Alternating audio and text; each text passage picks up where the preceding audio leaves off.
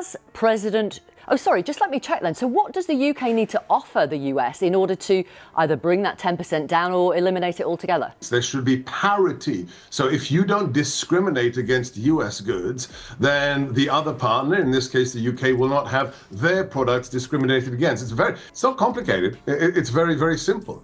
The goods of each trading partner should be handled and should be taxed, should be tariffed at commensurate rates. Has the BBC been misleading you about US tariffs and trade policy all along?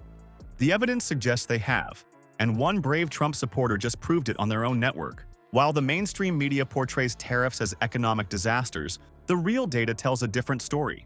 The Trump supporter in this viral confrontation points out that during Trump's presidency, economic growth surged despite, or perhaps because of, his trade policies. This interview exposes the gap between media narratives and economic reality.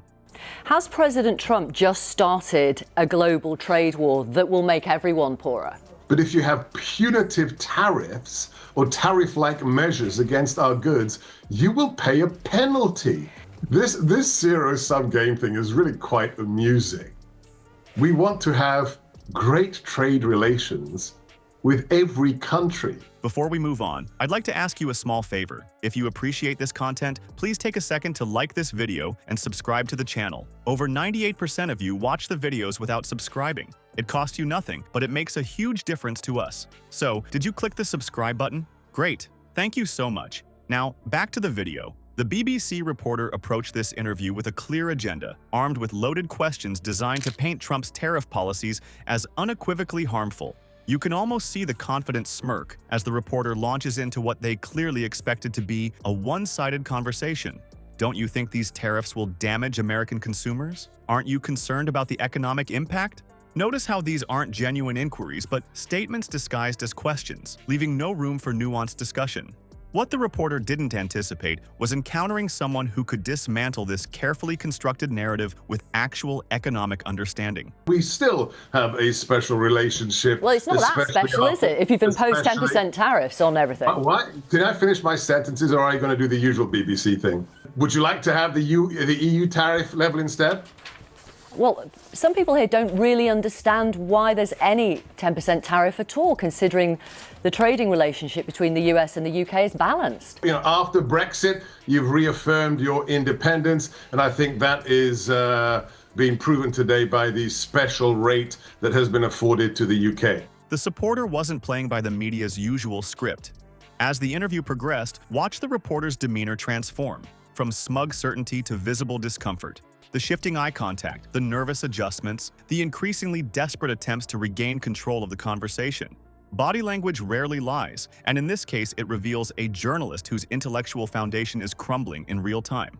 Perhaps most devastating was the Trump supporters' emphasis on reciprocity in trade relations, a concept conspicuously absent from the BBC's coverage. The supporter articulated a simple but powerful principle. If the US did not discriminate against UK goods, then the UK should not discriminate against US goods. This focus on fairness and equal treatment in international commerce cut through the BBC's one-dimensional framing like a hot knife through butter. When confronted with this straightforward logic, it's not about balance, it's about what is being done to US goods coming into the UK, because President Trump believes in free trade, but he also believes in fair trade. And I think I find it strange that you've been afforded such an exceptional status and you're complaining. I'm not sure I understand that. And there's nothing to say that the current rate, the exempted rate, the special rate you have been afforded could not improve. It is the beginning. The reporter appeared genuinely caught off guard. It's as if the concept of trade reciprocity had never occurred to them, or more likely, had been deliberately excluded from their reporting framework because it didn't fit the desired narrative about Trump's supposedly irrational protectionism. The supporter didn't stop there. They directly challenged the BBC's incomplete portrayal of US-UK trade dynamics by highlighting the value-added tax issue. This crucial context, that VAT and other hidden taxes effectively disadvantage American products in British markets, was entirely missing from the BBC's coverage. It's not a minor oversight, but a significant omission that fundamentally alters how viewers understand the trade relationship. As the supporter explained, eliminating VAT on US goods would be necessary to create genuinely fair trade conditions. This point exposed how the BBC's reporting had carefully selected which facts to include and which to ignore, creating a distorted picture that served their editorial position. There should not be any kind of pejorative handling, negative handling of US goods if they do not wish to be reflected in the way that UK goods are handled. It's very, very simple. A kindergartner should be able to get that. So we need to get rid of VAT on the US goods that we sell here? It's like the most simple equation. Do unto others as you would wish to have done unto yourself. I think I read that somewhere in a very important book. Rather than informing viewers comprehensively.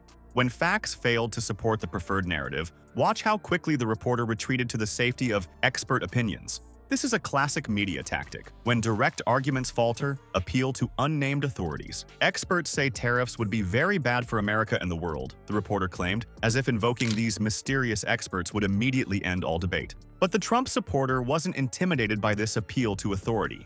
Instead, they questioned the credibility of these experts, pointing out that many of these same economic authorities had been catastrophically wrong in their previous predictions. The supporters' skepticism highlighted another media manipulation technique, relying on carefully selected sources while ignoring those with contrary views. The final blow came when the supporter mentioned the inconvenient truth that the U.S. economy had experienced incredible growth during Trump's presidency despite the tariffs.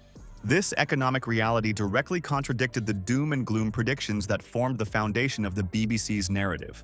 The reporter had no substantial response because the facts simply didn't align with their predetermined conclusion. The BBC reporter's fundamental mistake wasn't poor preparation or weak argumentation, it was arrogance. The assumption that a Trump supporter would be economically illiterate revealed the deep contempt many mainstream journalists harbor toward ordinary citizens who hold different political views. This contemptuous attitude led the reporter to enter the interview intellectually unprepared, expecting an easy target rather than someone capable of sophisticated economic analysis. This exchange represents far more than an isolated incident. It exemplifies how major media institutions like the BBC construct and maintain narratives that often collapse when subjected to genuine scrutiny. The reporter's struggle wasn't just personal embarrassment, it was the inevitable result of a journalistic approach more committed to reinforcing predetermined conclusions than pursuing truth. What we've witnessed in this encounter isn't merely an awkward moment for a BBC journalist. It's a window into how major media institutions construct selective realities. When challenged with perspectives that contradict their predetermined narratives, the facade crumbles. This pattern persists across networks like the BBC, where genuine debate is increasingly replaced by presentations of pre-approved conclusions. True journalism should invite conflicting viewpoints rather than attempting to silence them. Next time you consume international news, scrutinize what's strategically omitted, counter-arguments, alternative economic analyses, and historical context. Ask yourself whether you're seeing a genuine inquiry or a carefully choreographed performance designed to reinforce existing biases. The most dangerous manipulation isn't in what media tells you, it's in what they deliberately leave unsaid.